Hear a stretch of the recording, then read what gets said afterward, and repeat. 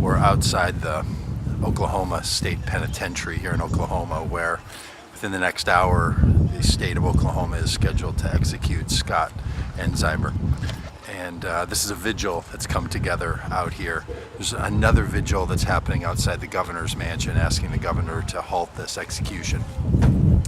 So over the course of the next number of hours, you're going to hear about what's going on out here, what we know is going on in the death chamber.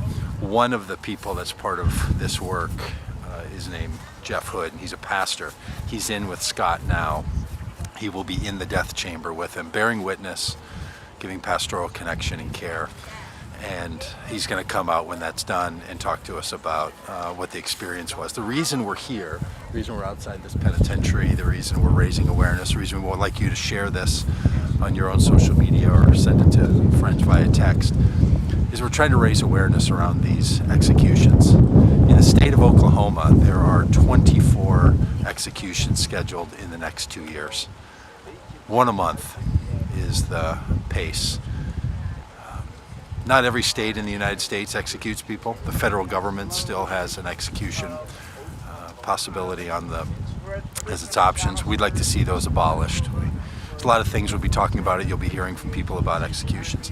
Maybe you're already committed to stopping executions and don't think we should support them.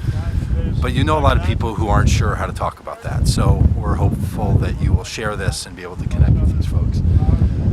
I've done this in a number of prisons in Texas and Tennessee and Indiana. This is pretty typical that you just get a small group of people that are out here. Now look, a lot of people can't drive all the way out here to the middle of Oklahoma. We're in McAlester, Oklahoma. There's not a lot around, not in a big city. It's difficult for people to get here. We understand that. But we don't know that that also means that it doesn't mean that people don't care. It doesn't mean that people aren't engaged. It doesn't mean that people don't want to see executions stopped in this country.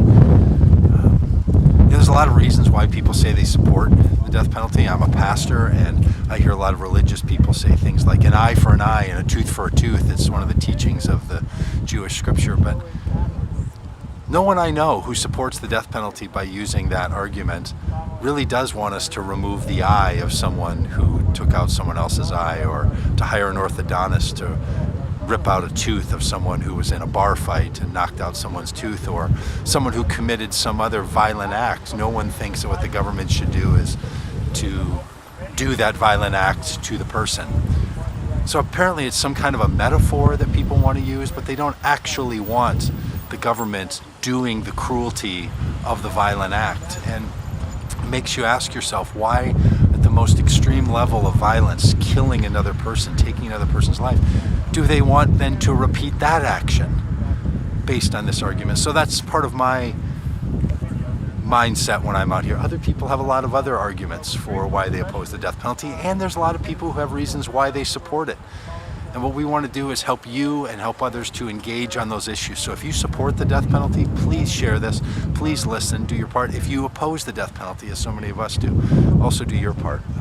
Deathpenaltyaction.org is a place you can find out a lot of information. Vote Common Good, organization that I run, you can do this. And again, we've got security here. They want to keep you out of the prisons and out of these places. And people are now pulling up.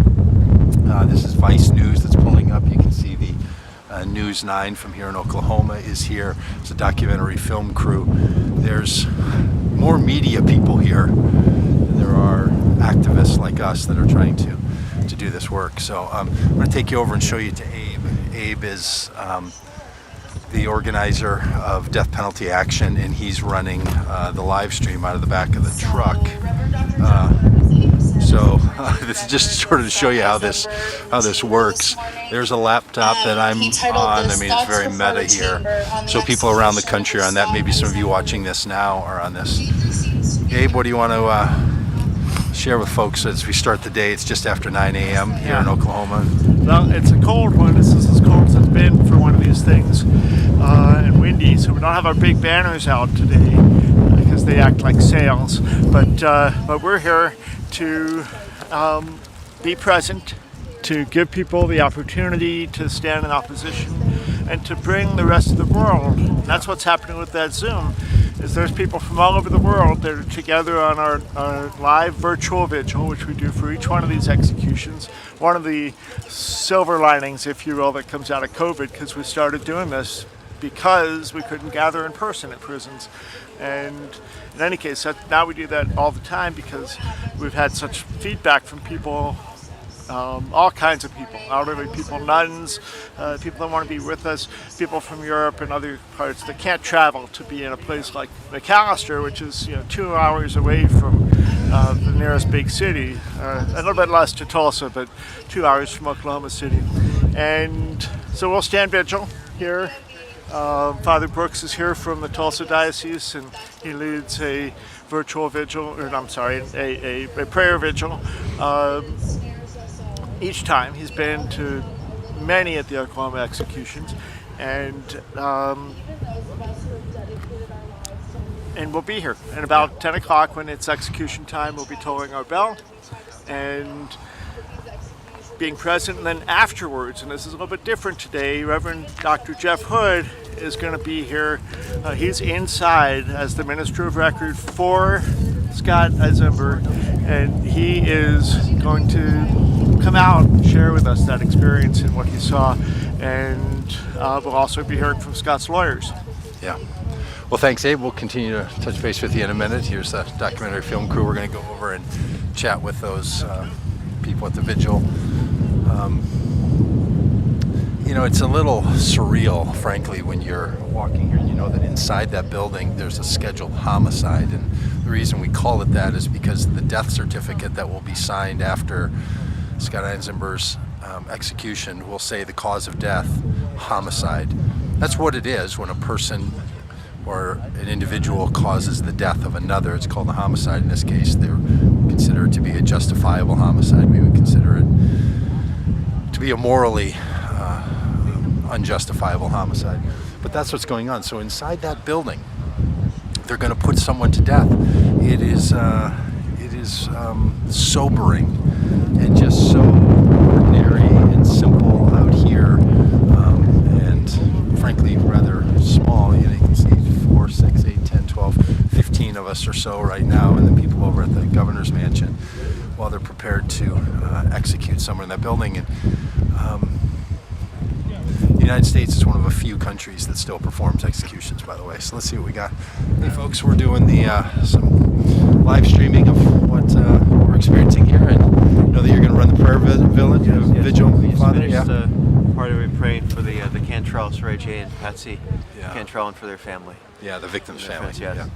And we'll take a pause, and then we'll resume. We'll pray for Scott Eizember. Yeah. And for his family here in a moment. Yeah. So. How are you feeling about this? What, for people that are watching this somewhere else and are like, here's what people have said to me very often. They're like, oh, you're in Oklahoma? I thought there was an execution in South Carolina, or I thought there was one in Texas. Like, they lose track, and it's kind of amazing, isn't it, to think that that is true. These are happening at a pace. Right now, we're in the midst of doing 25 executions in a space of a little over 2 years. Yeah. So I think Eizember will be the fourth of that number, and almost once a month over that period. So. Yeah, that's a haunting reality, isn't it? And I was talking to someone yesterday, and his truck pulled up. We're outside the governor's mansion, and he said, "Oh, which one is it today?" He'd forgotten the name, and tried to pay attention to such things, but finds it difficult. How does that strike you in the work that you do? Well, it's we try to get as much information out there to people as we can, and let them know that there are people here who are here in peaceful opposition to the death penalty, the dignity of life, and the moment of conception, the moment of natural death. That includes those who have committed horrible crimes, those who have committed murder. They don't lose their dignity with that, and we feel this against the dignity of life. Because this is why we're here, and the more that we keep reminding people, so it doesn't become routine. Right.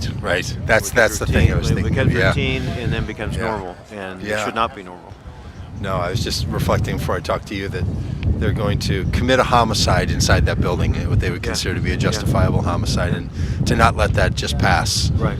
Yeah. And would you like to share anything for people that are?